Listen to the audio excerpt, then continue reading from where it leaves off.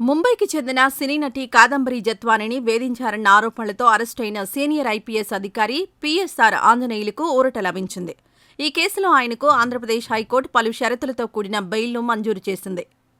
గత వైసీపీ ప్రభుత్వ హయాంలో నటి కాదంబరి జత్వానీపై కక్షపూరితంగా తప్పుడు కేసు నమోదు చేయించి చట్టవిరుద్ధంగా అరెస్టు చేసి మానసికంగా వేధించారనేది ప్రధాన ఆరోపణ.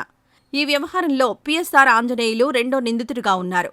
ఈ ఆరోపణల నేపథ్యంలో గత నెలలో రాష్ట్ర దర్యాప్తు సంస్థ అధికారులు ఆయన అదుపులోకి తీసుకుని విచారణ జరిపిన సంగతి తెలిసిందే.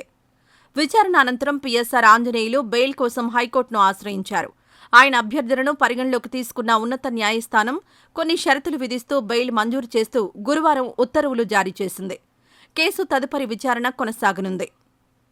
ఈ వీడియో నచ్చితే లైక్ చేయండి. అలాగే మా ఛానల్ ని ఫస్ట్ టైం కనుక చూస్తున్నట్టయితే ఇప్పుడే సబ్స్క్రైబ్ చేసుకుని పక్కనే ఉన్న గంట సింబల్ ని యాక్టివేట్ చేసుకోండి. అప్పుడే మేము పెట్టే ప్రతి వీడియో మీకు నోటిఫికేషన్ గా వస్తుంది. అలాగే ఈ వీడియో పూర్తిగా చూసినందుకు ధన్యవాదాలు.